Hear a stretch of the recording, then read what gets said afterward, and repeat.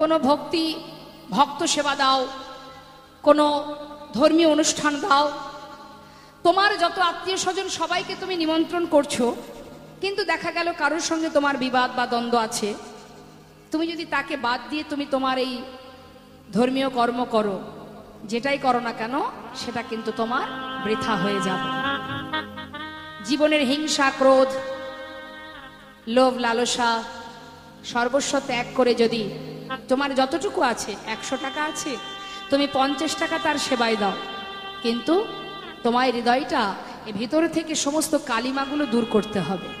পবিত্র হৃদয় দিয়ে শুদ্ধভাবে যদি তুমি তার সেবা দিতে পারো, তুমি যেমনটাই দেবে ভগবান তাতেই সন্তুষ্ট। কিন্তু কোনো রকম কারোর সঙ্গে হিংসা করে, কখনো কারোর প্রতি রাগ দেখিয়ে, ক্রোধ দেখিয়ে, বিবাদ করে কখনো ধর্মীয় কাজ বা ভগবত সেবা, ভক্ত সেবা কিন্তু করতে নেই। তাই আজ ভক্ত বলে উঠলেন, বৈষ্ণব মহাজন বললেন যে যাও, তুমি আগে যার সঙ্গে তোমার দ্বন্দ্ব তার বাড়ি থেকে নতমস্তকে ভিক্ষা করে নিয়ে এসো, তবেই আমি তোমার দীক্ষা দেব। সঙ্গে সঙ্গে লালা, চিরশত্রু যে মা, তার দ্বারে দাঁড়ালেন ভিক্ষার ঝুলি নিয়ে। ভিক্ষার ঝুলি নিয়ে জমিদার জগৎ শেঠের দ্বারে দাঁড়িয়ে বলে উঠলেন, ভিক্ষাং দেহি। সঙ্গে সঙ্গে দাঁড়ি লালাকে দেখে চিনতে পারলেন, এ তো যেমন তেমন ব্যক্তি নয়, এ তো সেই জমিদার লালা যার সঙ্গে আমাদের এত বিবাদ। সে এসেছে আজ আমাদের দ্বারে ভিক্ষা করতে। হ্যাঁ, হয়তো কোনো মতলব নিয়ে এসেছে। কোনো কথা না বলে দাঁড়ি কি করলেন, দামি দামি অনেক রত্ন একটা পাত্রে করে নিয়ে, মূল্যবান রত্ন পাত্রে, একটা সুন্দর পাত্রে করে নিয়ে, সে কাউকে কিছু না বলে সেই দাড়ি যখনই লালার কাছে এসে তার ভিক্ষার ঝুলিতে দিতে যাবে, এমন সময় লালা বলে উঠলেন, দাঁড়াও দাড়ি, তোমার হাত থেকে তো আমি ভিক্ষা নেব না। তুমি কেন এসেছো, আর এগুলো কি এনেছো? আমি তো এ ভিক্ষা চাই না। তুমি তোমার জমিদারকে ডেকে নিয়ে এসো, আমি তার হাত থেকে ভিক্ষা নেব, চলে যাও। এ আমি চাই না। আমি ধনের ভিখারি নয় গো, আমি ধনের ভিখারি নয়, ধনের ভিখারি নয় গো, আমি ধনের ভিখারি নয়। চাই গো যে আমি এক মুষ্টি ভিক্ষা, চাই গো আমি এক মুষ্টি ভিক্ষা, চাই গো যে আমি এক মুষ্টি ভিক্ষা, চাই গো যে আমি এক মুষ্টি ভিক্ষা, তাই দুয়ারে দাঁড়ায়ে রই, আমি ধনের ভিখারি নই গো, আমি ধনের ভিখারি নই, ধনের ভিখারি নই গো, আমি ধনের ভিখারি নই। দাও যদি মরে এক মুষ্টি ভিক্ষা, তবে হবে গুরু পদে দীক্ষা। চাও যদি গো এক মুষ্টি ভিক্ষা, তবে হবে মা ওই গুরু পদে দীক্ষা। আমি পাব দর্শন ব্রজেন্দ্র নন্দ, আমি পাব দর্শন ব্রজেন্দ্র নন্দন, তাই সে কথা তোমারে কই গো, আমি ধনের ভিখারি নই গো, আমি ধনের ভিখারি নই, আমি ধনের ভিখারি নই, আমি ধনের ভিখারি নই। ধন ঐশ্বর্য আমি চাই না। তুমি তোমার বাবুকে, তোমার জমিদার বাবুকে একটু ডেকে নিয়ে এসো, তার হাত থেকে এক মুষ্টি তন্ডুল অর্থাৎ চাল, এক মুষ্টি তন্ডুল নিয়ে আমি চলে যাব। সঙ্গে সঙ্গে দ্বারে ভিতরে গিয়ে জমিদার জগৎ শেঠকে বললেন, বাবু আপনার দ্বারে এমন একজন এসেছে ভিক্ষা করতে, সে আপনার চিরতরের শত্রু।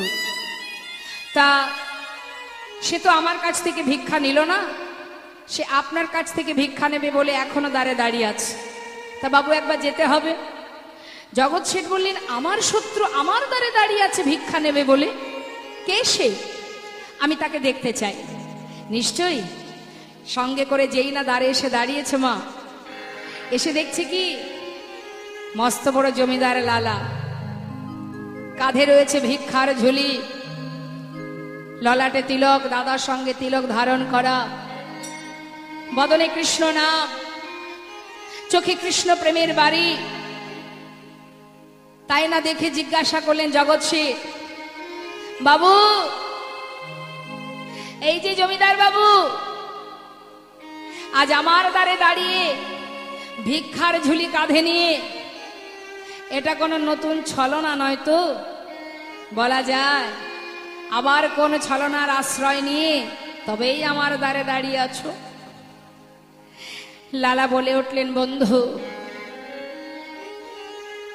এটা কোনো ছলনা নয়। না না, আসিনি আজ তোমার কাছে বন্ধু কোন ছলনা। দেখো ওই ঘাটের মাঝি পার ঘাটাতে বসে ডাকছে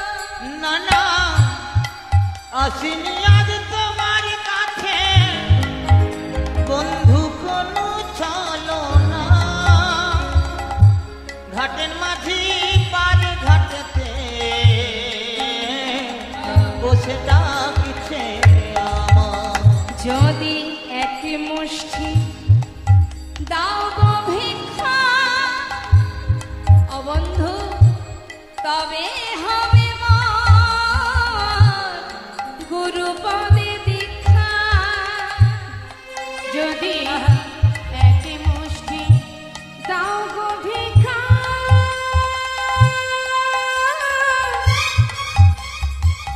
তবে হবে মোর গুরুপদে দীক্ষা। যাই গো আমার বেলা বয়ে যায়, বন্ধু বন্ধু গো জয় গো আমার বেলা বয়ে যায়। ঘাটের মাঝি পার ঘাটাতে বসে ডাকছে আমায়, ওই ঘাটের মাঝি পার ঘাটাতে ডাকছে আমায়। জগৎ শেঠ লালার কথা শুনে এক মুষ্টি তন্ডুল নিয়ে লালার ভিক্ষার ঝুলিতে দিয়েছে মা। আর যেই না দিয়েছে, এই ভিক্ষার জন্যই তো এতদিন দীক্ষা হচ্ছিল না। ভিক্ষা পাওয়া মাত্রই লালা পাগলের ন্যায় ছুটতে ছুটতে বাবাজি বাবাজি ছুটছে। যখন ছুটতে ছুটতে যাচ্ছে, হঠাৎ বাবাজির সামনে দাঁড়িয়ে বলছে, বাবাজি এই দেখো, চেয়ে দেখো, আমি ভিক্ষা এনেছি, দেখো আমি ভিক্ষা এনেছি, এবার তো তুমি দীক্ষা দাও। নিশ্চয় দেব, অবশ্যই তোমাকে দীক্ষা দেব, কিন্তু তোমার পিছনেও কে আসছে? আমার পিছনে?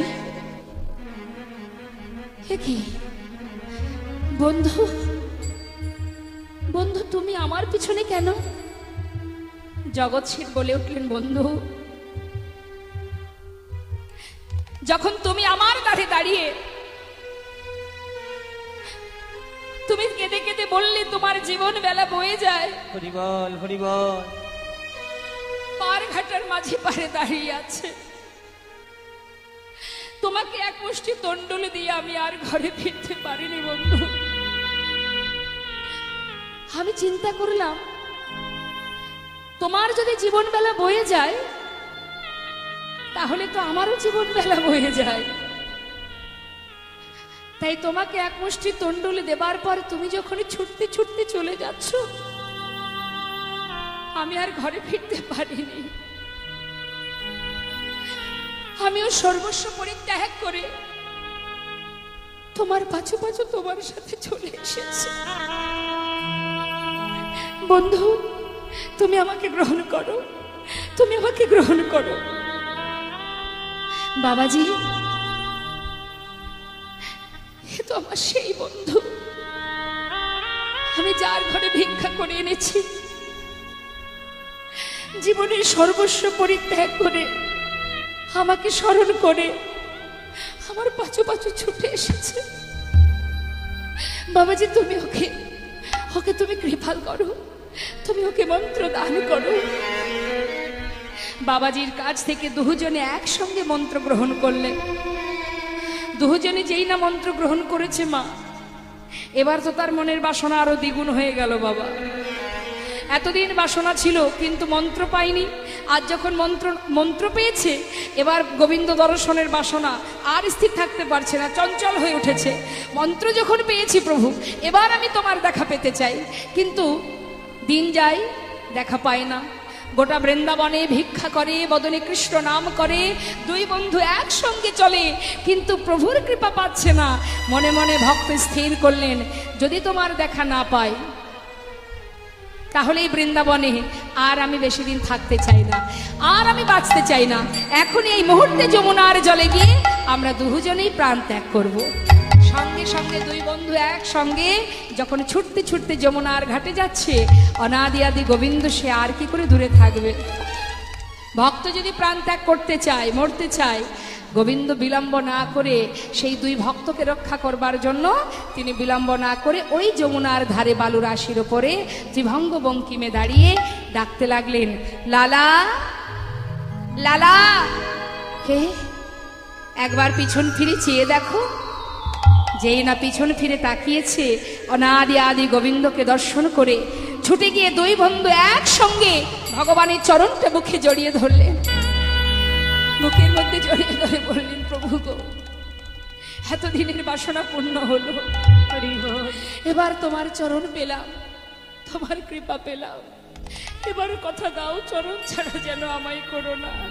কথা দাও প্রভু, তোমার চরণ ছাড়া করবে না, আর তোমায় ছেড়ে থাকতে চাই না। ভক্ত অবশ্যই আমার চরণ ছাড়া তোমাদের করব না। প্রভু গো এসো, শুধু চোখের সামনে নয়, যদি আসবেই তাহলে আমার হৃদয় মন্দিরে প্রবেশ করো। ভক্ত দুটি বাহু প্রসার করে ভগবানের দিকে তাকিয়ে ডাকতে লাগলেন, মম অন্তর মন্দিরে এসো এসো মাধব কৃষ্ণ গোপাল, এসো মাধব কৃষ্ণ গোপাল। মম অন্তর মন্দিরে তুমি এসো মাধব কৃষ্ণ গোপাল। মাধব